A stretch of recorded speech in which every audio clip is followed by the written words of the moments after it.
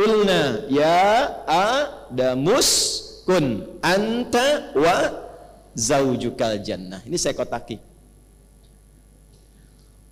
Wa qulna. Kenapa saya tidak kotaki ini? Karena saya akan tunjukkan betapa tinggi dan istimewanya perintah ini. Dan demi keagunganku.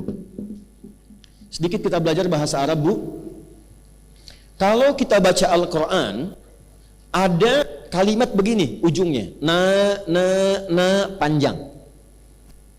Dan kata gantinya kalau kembali kepada Allah, misal inna anzalnahu fi lailatil qadar, kan pakai na panjangnya, itu disebut namanya ta'zimun nafsi li ta'zimi sya'ni. Kalau bahasa bebasnya, informasi yang disampaikan itu begitu penting sampai saking pentingnya Allah menyampaikan itu dengan menunjukkan keagungan zatnya. Menerjemahkannya, hei, demi keagunganku, aku sampaikan ini yang begitu penting untukmu. Jadi kalau ibu temukan di Quran ngaji ada kalimatnya na, artinya informasi yang disampaikan begitu penting, tidak biasa dan istimewa. Saya ingin tekankan, ketika Allah menyebutkan kata zauj di sini dan sakinah, itu memberikan kesan bahwa kehidupan sakinah dan keberpasangan itu sesuatu yang istimewa, sesuatu yang tidak biasa. Ini poinnya. Di dalamnya ada laki-laki, di dalamnya ada perempuan. Pemahaman yang kedua, ketika Allah menciptakan Adam laki-laki, menciptakan perempuan yang kelak nanti kita kenal dengan nama Hawa, nanti saya kisahkan, itu pun memberikan kesan istimewa. Jadi jangan ibu simpulkan bahwa, maaf, cuma laki-laki yang istimewa. Tidak, perempuan juga istimewa. Saking istimewanya digunakan oleh Allah ta'zimun nafsi, keagungan dirinya untuk menunjukkan keistimewaan penciptaannya. Karena terkait perempuan yang kita bahas, saya khususkan pada aspek fitrah perempuan saja. Maka di titik pertama ini saya ingin tekankan, ketika Allah kemudian memilih kelahiran dari rahim seorang ibu, keluar misalnya laki-laki, keluar perempuan, maka jangan banyak mengeluhkan apapun, karena apa yang telah Allah tetapkan itu istimewa untuk kehidupan kita. Jelas? Lahir perempuan, alhamdulillah. Lahir laki-laki, alhamdulillah. Nanti saat masuk materi kehidupan rumah tangga, saya akan bahas lebih jauh.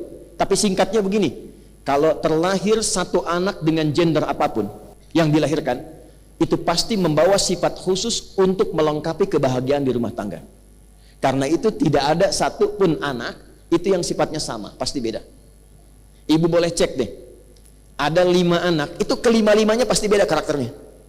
Jangan merasa akan disamakan, tidak. Dan setiap anak itu dia akan membawa karakter yang menyempurnakan kekurangan di ayah ibunya, plus menyempurnakan kebahagiaan di keluarga besarnya. Jadi kalau suami kurang, disempurnakannya oleh istri. Istri kurang, disempurnakannya oleh suami. Suami istri kurang, yang menyempurnakan siapa? Sifat anak-anak. Sifat anak-anak. Makanya berbahagialah ibu kalau ada anak aktif misalnya. Sebab kalau dia diam saja, nggak akan keluar karakter ibu. Kreativitasnya nggak akan muncul. Nah, sini Alex. Sini ke mama. Diem aja. Ya. Pasti anak 1, anak 2, anak 3 itu punya karakter khusus yang menyempurnakan keadaan orang tuanya. Yang dahsyat, kadang dia menjadi landasan kebahagiaan untuk mewujudkan harapan kedua orang tuanya. Orang tuanya udah nabung, nggak mampu lama, anaknya divonis bahkan secara medis tidak ideal, ya. Tapi ternyata Allah anugerahkan cepat dia menghafal Quran dan haji kedua orang tuanya justru karena dari anak yang dianggap cacat itu. Makanya hati-hati ya. Maka wazaujuka, ini Adam, yang ini zauj menunjuk kepada pasangannya, perempuan. Namanya belum kita sebutkan. Sudah? Kesimpulan pertama, saat Allah menciptakan perempuan sebagai pasangan Adam alaihissalam, memberikan kesan yang pertama bahwa perempuan dicipta dalam keadaan istimewa. Jelas? Jadi berbahagialah ibu, bersyukurlah ibu diciptakan oleh Allah sebagai seorang perempuan karena ada keistimewaan yang Allah titipkan hanya pada ibu, bukan pada yang lain. Itu yang kemudian penting untuk diketahui setelahnya. Itu dulu satu. Plus kalau berharap-harap kemudian menikah dengan suami berusaha ikhtiar pengen punya anak laki-laki, ternyata lahir perempuan. Dan nikmat anak ini unik. Pengen cepat, lambat. Pengen lambat, cepat. Padahal marahan kan, tapi hamil lagi gitu kan. Tuh. Kemudian pengen laki-laki, perempuan.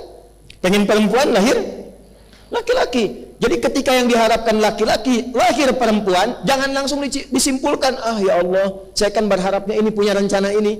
Ketika rencana ibu ternyata berbeda dengan rencana Allah, ikutkan rencana ibu pada rencana Allah. Itulah yang dialami Hannah saat mengandung, berharap lahir laki-laki, ternyata yang lahir perempuan, Maryam. Itu ada di Quran surah ketiga Ali Imran di ayat ke-36. Falamma wada'atha qalat rabbi inni wada'tuha untha. Ketika Hannah lahiran, lahir perempuan. Padahal dengan Imran suaminya, itu doanya panjang, pengen laki-laki, pengen laki-laki. Sampai mohon maaf, sebelum Maryam lahir, itu Imran meninggal. Jadi Imran itu tidak menyaksikan kelahiran Maryam. Begitu kemudian lahiran, lahir perempuan. Kata ibunda Maryam, ya, Sayyidah Hannah, ya, rahimahullah, beliau berkata, ya Allah, kok perempuan ya? Maksudnya saya menyiapkan garis laki-laki supaya mewarisi sifat-sifat ayahnya, meneruskan kemudian misinya, lahirnya perempuan. Apa jawaban Allah? Ibu tolong garis bawah ya. Wallahu a'lamu bima wada'at wa laysa dzakaru kal untha. Aku lebih tahu keistimewaan dan hikmah kelahiran bayi ini, dan tidak sama keistimewaan laki-laki dengan perempuan. Perempuan pun ada keistimewaan yang tidak dimiliki laki-laki. Itu poinnya. Ayat ini adalah pembuktian bahwa Islam melalui Al-Quran mengangkat derajat perempuan. Jadi sebelum ada isu-isu di luar tentang gender, tentang perempuan dihormati, dihargai, Islam itu sudah menempatkan sesuai fitrahnya. Jadi Bu, maksud saya, cukuplah ibu ngaji Quran, ngaji hadis, ibu terhormat. Dan yang menempatkan itu Allah. Karena saya melihat aktivis perempuan kekinian itu lebih mengambil teori-teori yang justru dalam teori itu merendahkan derajat perempuan yang sudah Allah tinggikan. Allah sudah bilang, saya membuat keadilan, datang kesetaraan. Setara itu tidak akan pernah adil, Bu, karena adil itu tidak harus setara.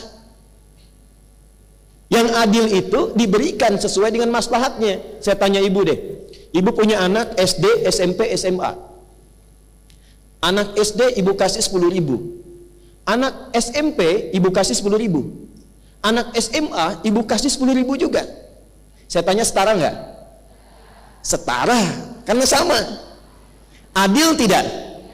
Tidak, karena beban anak SMP tidak sama dengan SD. Beban SMP tidak sama dengan S. Jadi tidak melulu yang harus dimiliki laki-laki, perempuan harus punya. Tidak setiap yang dikerjakan perempuan, laki-laki harus punya. Jadi adil itu tidak harus setara. Problemnya setara, yang dibawa itu kesetaraan, bukan keadilannya. Jelas sampai sini? Oke, jadi saya ingin berikan motivasi, bangga dulu sebagai apa? Perempuan. Nanti di pengajian bapak-bapak saya akan sampaikan bangga sebagai laki. Supaya adil. Nah, maaf ya, saya agak semangat, maksud saya itu supaya betul-betul optimis. Karena saya perhatikan sekarang sudah jadi perempuan, pengen jadi laki-laki. Ya, ada yang sebaliknya juga. Ada razia, begitu ketangkap, nama siapa? Nia, Pak. Nama Nia. Nama lengkap yang betul, Kurniadi. Udah singkat tuh. Satu. Dah. Sampai di sini dipahami?